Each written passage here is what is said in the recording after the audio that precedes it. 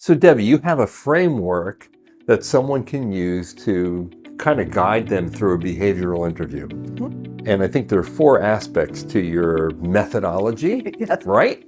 Let's go through them. It's based on just observation of, I don't know, hundreds or thousands of mocks that I've done and how to best prepare somebody who's nervous, who comes from, so many different backgrounds of, helping them structure how to think about it because it feels so open-ended. Right. And you feel you're at the mercy of somebody. Yeah. And it's just another way to kind of organize the preparation. So 4 categories. First one is tell me about yourself or walk me through your resume. And what I usually tell people is, especially, it doesn't matter what they ask, you should prepare kind of the same thing for both. If they start with, tell me about yourself, well, start with, hey, I grew up in Schaumburg, Illinois. You can say this is what I did. I'm an only child, or you can tell them a little bit about yourself and then lead them to why I studied accounting and, in the college, and then going into that.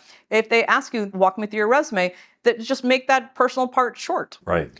They still want to know who you are and kind of maybe some of those formative experiences that may have shaped your college decision, may have shaped some of your career decisions. Yeah. So I think you just may have to shorten it, right? And if it's tell me about yourself, maybe it's a little bit longer, but the overall arc of who you are and what you've done and bringing it to today, right? In terms of, and so now I'm at a point where I'm, want to do X, Y, and Z in the future, and that's what brings me to today. I think of that as section 1.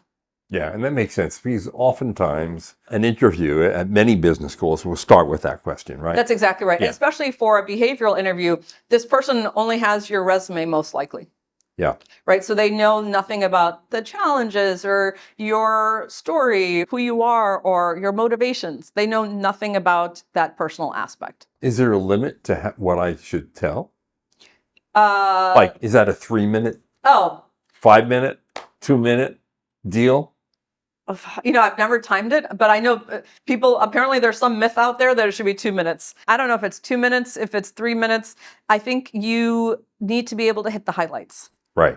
And it goes back to judgment. People only realize when it's too much. But I should be able to read you and know if it's too much and stop it. That's exactly right. But that's the thing in terms of if you're memorizing did I say this or did I say that? Or, I forgot that experience. And you can see it on your face, right? You should be able to be conversational. You should move through your own story pretty quickly, right? Sure. It's your life. Yeah. You are the expert.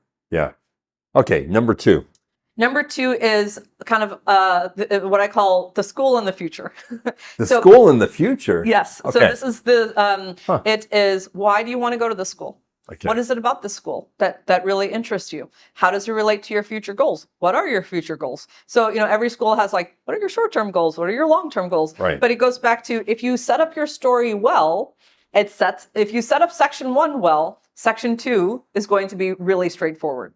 I think a lot of people find it a little confounding to say why your school, because after all, most people are applying to 5 or 6 schools, and it could come off as fake. So what do you say? Well, research, right? A lot of the Okay, essays, I want to go to Chicago because it's a flexible core. Yeah. Right. Or the quant focus, right? Right. And even quant is important even for something that you don't consider quant as marketing.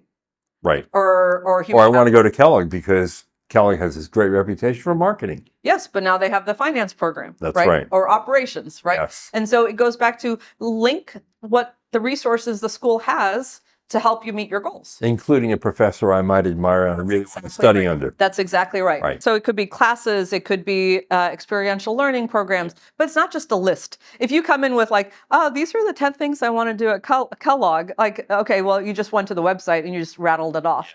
Your job is to integrate what those resources are to your goals. That's what I mean, the school in your future. So I'm fascinated by derivatives. Here's why. And in your elective catalog, you have 3 courses that I'm dying to take. That's exactly right, because I still want to learn X, Y, and Z. Yeah. For me to do well in my short-term goal of blah, blah, blah. Yeah. Makes sense. It's not a list. And you can always tell when somebody just went to the website and is rattling off different things. It takes foresight and it takes some amount of deep thinking to be able to say, this is what I still need to be able to do X, Y, and Z. So for this question, you need to do your research. You need to do your research. You need to be self-aware. Yeah. And come up with your own thesis for why business school, Right. right? If you want It's not to make more money. I mean, it goes back to you want to be a general manager, let's say, right? So are you weak in finance? I can tell you're weak in finance, Yeah. right? So tell me what you still need to get to where you want to go, and link that to what the resources the school has. But also make it personal, right? In terms of, hey, I really want to go to a Big Ten school, or I really want to stay out east, right? It's okay to bring those personal reasons too, right? In terms of, my family is in the East Coast, I've been on the West Coast for so long, I really want to be close to my family, whatever. And that's legit. Totally legit. Okay. You are a human still. Yes. Right? It's the human, like if concentric circles, the human is still the biggest circle. Right? True. Okay, number 3.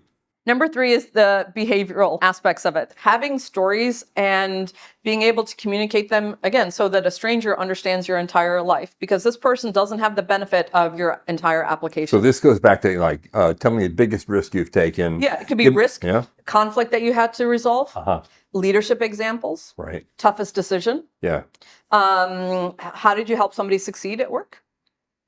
Strengths, weaknesses. I mean, there's so many different categories, right? And we have so many guides on and sample interview questions at the mbaMission website. But this is just examples of different things. And some people literally have like spreadsheets of, oh, here are leadership stories, and here's this and all that. And that's fine. But what if somebody asks you that and then you're don't have an example for a conflict or whatever. So it's more of, do you have enough stories across different categories of your experiences, right? I wouldn't go back to high school. That's a little too old. I mean, you're a different person now. Sure. And then you can use them from your community experience. You can use them from your job. And ideally, you can connect that to some of the parts of your story that you mentioned before, right? In terms of to be able to say, it was during this phase I was trying to solve this problem that was the turning point for my business idea. It goes back to, you might answer discreetly, but your job is also to connect the narrative naturally. You know, when I hear all the different possibilities of behavioral questions, I'm thinking to myself, my goodness, how can I prepare for each of them? It feels almost overwhelming. So I wonder if an interviewer asks a question and I pause to think about the answer, is that going to ding me or No, not? not at all. Okay. Not at all. It may make me feel actually more honest and authentic to just take a moment. Yep. 3-4 seconds and then answer. That's exactly right. Right? No matter what kind of interview you have, job, business school, promotion, whatever, be deliberate. Yeah.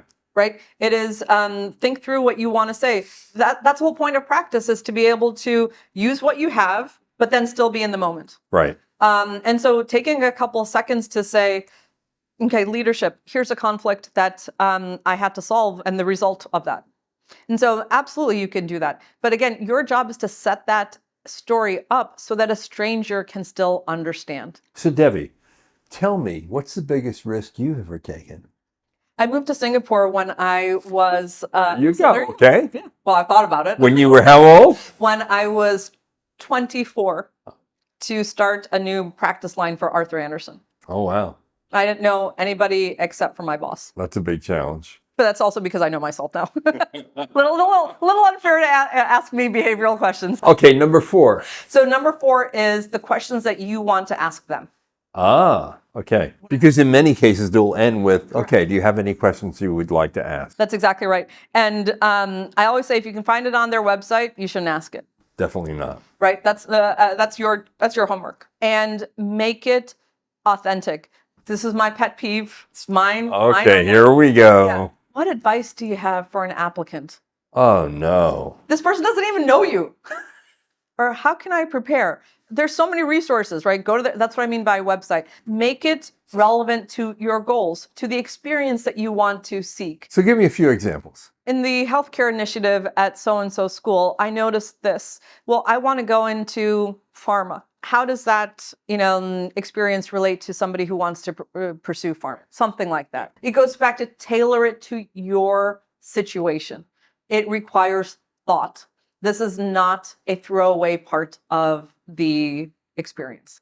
No, I think asking intelligent questions that are not obvious on a website is pretty important stuff. There's so much more.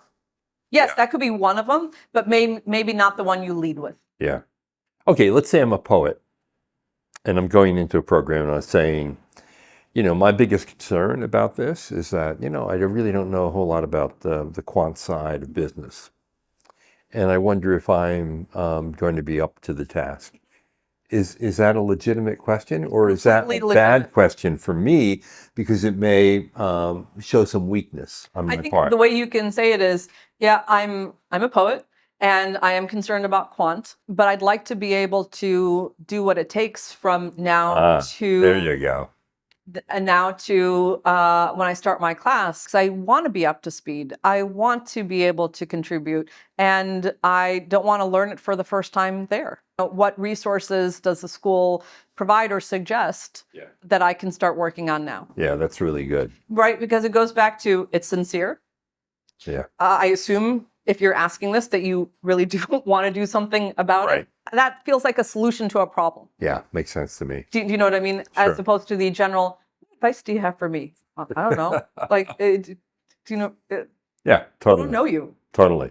Okay, so let's wrap it up. Okay. The 4 things in summary. Number 1 is your journey. Right. Both personal and professional. Yep. Section 2 is the school and your future, kind of how they integrate your goals, school, why an MBA, right? Goes all of that.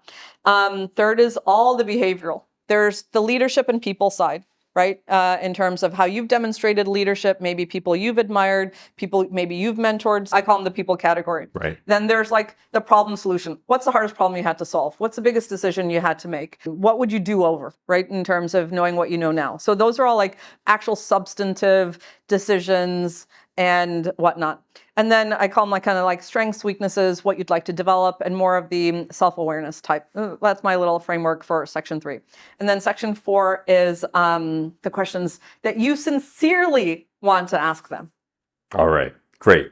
So now you know Devi's magical mystery tour through a behavioral interview.